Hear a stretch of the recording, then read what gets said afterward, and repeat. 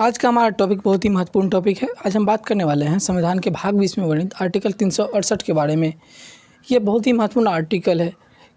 हमारे यहाँ जो इतने भी संशोधन होते हैं तो वो सभी आर्टिकल 368 के माध्यम से ही होते हैं, वो संसद करती है।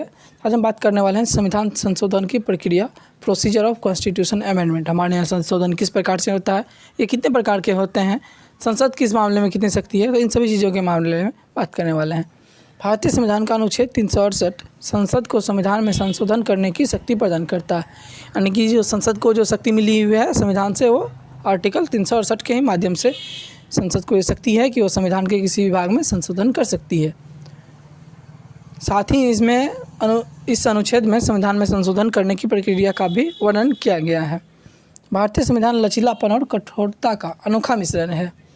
हमारे जो संविधान निर्माता थे वो बहुत ही दूरगामी सोच के थे। वो लगभग सभी देशों के संविधान से भी अवगत थे।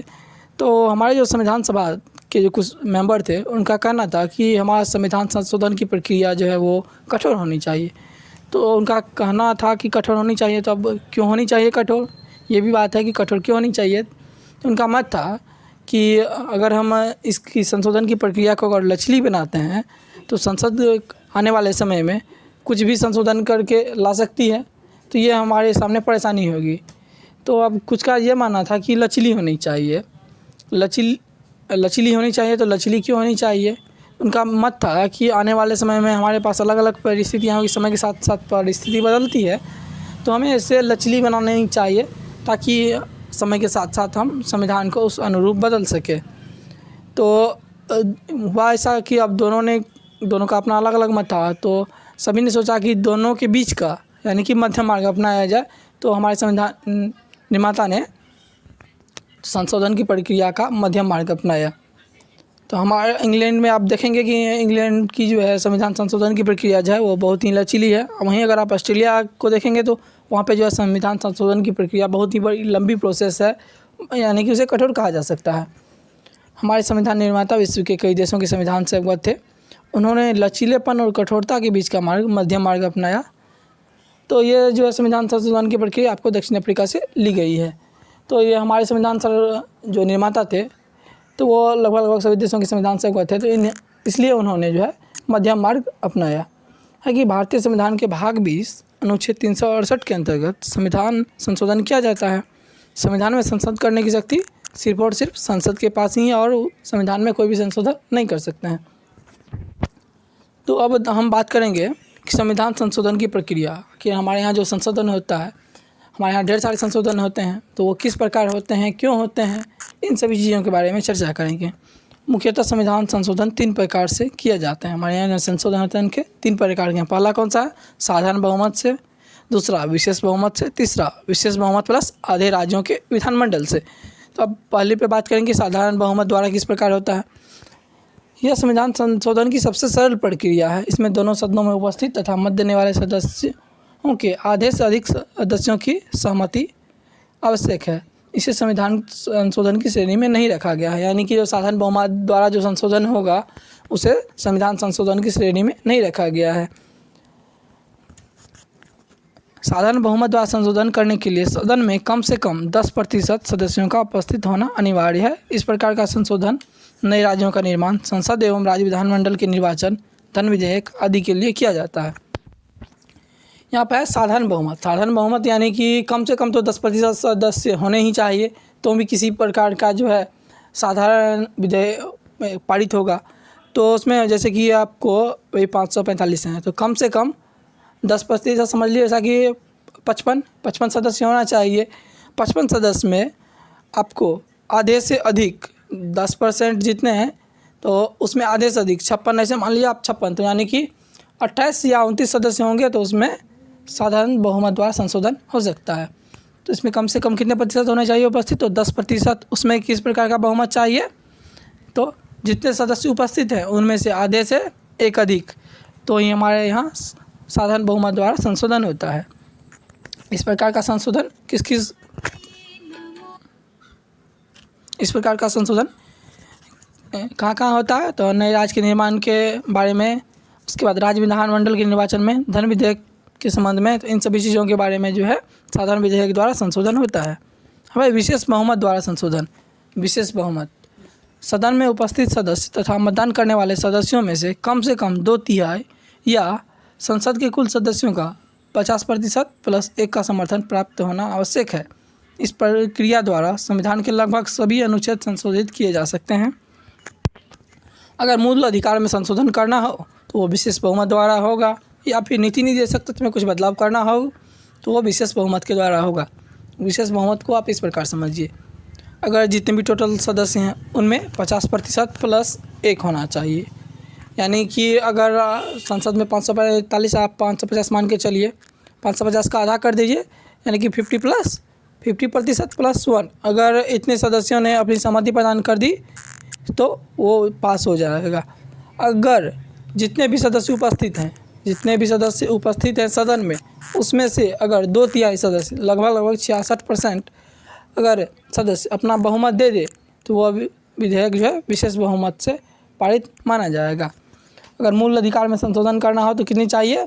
2/3 या उपस्थित सदन में सदस्य का 2/3 या जितने कुल सदस्य हैं उसका 50% प्लस 1, इतने हैं तो विशेष बहुमत द्वारा संशोधन हो सकता है संविधान में।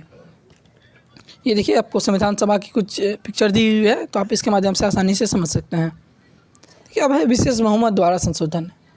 विशेष बहुमत प्लस आधे राज्यों के विधानमंडल के द्वारा ये संशोधन आपको संघात्मक ढांचे से है। अगर कुछ भी संघात्मक ढांचे में परिवर्तन करना हो तो इसके लिए क्या सब चाहिए? विशेष बहुमत प्लस आधे राज्यों के विधानमंडल के द्वारा ही ये पारित होगा, अन्यथा यह पारित नहीं होगा। यह संविधान संशोधन करने की सबसे कठिन प्रक्रिया है। अनुच्छेद 368(2) के अनुसार इसे दोनों सदनों के विशेष बहुमत एवं कम से कम आधे राज्यों के विधानमंडल द्वारा पारित होना आवश्यक है, तो ही इस प्रकार का संशोधन किया जा सकता है। इस प्रकार का संशोधन संघात्मक ढांचे से संबंधित है, जैसे कि अनुच्छेद 54, 55, 73, 162, 241, 368। यानी कि अगर संविधान संशोधन की जो प्रक्रिया है 368, उसमें भी अगर कुछ संशोधन करना हो तो उसमें क्या चाहिए? विशेष बहुमत प्लस आधे राज्यों के विधानमंडल का बहुमत, तो ही जो है इसमें संशोधन हो सकता है। उदाहरण के लिए करंट उदाहरण लीजिए, जैसे कि जीएसटी है, तो जीएसटी में जो लाया गया, इसमें इतना प्रोसेस में जो टाइम लगा, क्यों लगा? तो क्योंकि केंद्र में अलग पार्टी की सरकार थी, राज्य में अलग पार्टी की सरकार थी, तो वो जो अपना बहुमत उस प्रकार से नहीं दे रही थी कि उसको लाया जाए। तो अभी जो हाल ही में लाया गया है जो आपको जीएसटी, इसमें आपको यानी कि विशेष बहुमत प्लस आधे राज्यों के विधानमंडल के द्वारा ही पारित हुआ है, तब जाके ये जीएसटी लागू हुआ है। तो इस प्रकार से हमारे यहाँ जो है लागू विशेष बहुमत प्लस आधे राज्यों के विधानमंडल के द्वारा इन सभी संघात्मक ढांचे में परिवर्तन किया जा सकता है। अगर केंद्र और राज्यों के बीच में भी शक्तियों का विभाजन हो तो उसके लिए क्या करना होगा? तो आधे राज्यों के विधानमंडल प्लस विशेष बहुमत। विशेष बहुमत आप समझ रहे हैं ना कि 50% यानी कि कुल सदस्यों का 50% प्लस 1, या जितने भी सदस्य उपस्थित हैं उसका 2/3, तो ही विशेष बहुमत हुआ। उसके साथ ही आधे राज्यों के विधानमंडल भी चाहिए। अभी तक में कितने बार हुए हैं 368 में संशोधन? तो अभी तक में कुल 3 बार हमारे यहाँ आर्टिकल 368 में संशोधन हो चुके हैं। पहला हुआ था 7वां संशोधन अधिनियम 1956 में, ये था राज्यों के पुनर्गठन से संबंधित।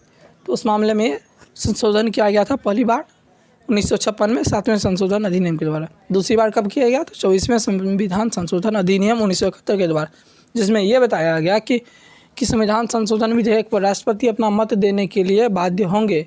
इसके लिए पूर्व सिफारिश की आवश्यकता नहीं होगी। यानी कि अगर कोई संविधान संशोधन विधेयक विशेष बहुमत प्लस आधे राज्यों के विधानमंडल के द्वारा पारित होने के बाद राष्ट्रपति के लिए जाते हैं तो उससे जो है राष्ट्रपति अपनी स्वीकृति देने के लिए बाध्य हैं। तो 24वें संविधान संशोधन द्वारा ये लाया गया। तो उसके बाद है 42वां संविधान संशोधन 1976। इसके द्वारा अनुच्छेद 368 में अनुच्छेद यानी कि उपखंड इसका 4 और 5 जोड़ा गया।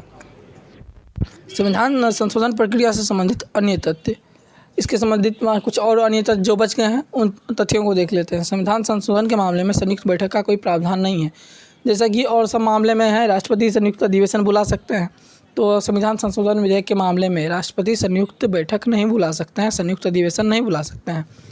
ऐसे विधेयक को दोनों सदनों में अलग अलग पारित होना आवश्यक है। संविधान संशोधन विधेयक जो होंगे वो लोकसभा में अलग पारित होंगे, राज्यसभा में अलग पारित होंगे। लोकसभा में भी क्या चाहिए? विशेष बहुमत चाहिए, राज्यसभा में भी विशेष बहुमत चाहिए। हमारे संघात्मक ढांचे से जुड़े विषय पर कम से कम आधे राज्यों के विधानमंडलों द्वारा समर्थन होना आवश्यक है। यानी कि जितने भी हैं संघात्मक ढांचे से जुड़े हुए मैटर उसमें अगर संशोधन करना हो तो उसमें आधे राज्यों के विधानमंडल का सहमति आवश्यक है, अन्यथा वो संशोधन नहीं होगा। विशेष बहुमत प्लस आधे राज्यों का समर्थन ये चाहिए ही चाहिए। सभी प्रक्रिया पूरी होने के बाद विधेयक राष्ट्रपति के समक्ष प्रस्तुत किया जाता है कि राष्ट्रपति संविधान संशोधन विधेयक पर अपना मत देने के लिए बाध्य हैं। राष्ट्रपति जो होते हैं वो संविधान संशोधन विधेयक पर अपना मत देने के लिए बाध्य होना है। वो ये कौन सा संविधान संशोधन करके लिखा गया, तो 24वें संविधान संशोधन 1971 के द्वारा ये संशोधन करके लिख दिया गया कि राष्ट्रपति संविधान संशोधन विधेयक पर अपना मत देने के लिए बाध्य हैं। संविधान संशोधन विधेयक को प्रस्तुत करने के लिए राष्ट्रपति की पूर्व अनुमति की आवश्यकता नहीं होती है। जैसे कि आप अगर धन विधेयक के बारे में पढ़ते हैं तो वहाँ पे आपने सुना होगा कि धन विधेयक को प्रस्तुत करने से पहले राष्ट्रपति की पूर्व सिफारिश की आवश्यकता होती है, परंतु संविधान संशोधन विधेयक को प्रस्तुत करने के लिए राष्ट्रपति की पूर्व अनुमति की आवश्यकता नहीं होती है। हमें उम्मीद है कि आपको जो ये अच्छा लगा हो तो ज़रूर बताइएगा। तब तक के लिए धन्यवाद।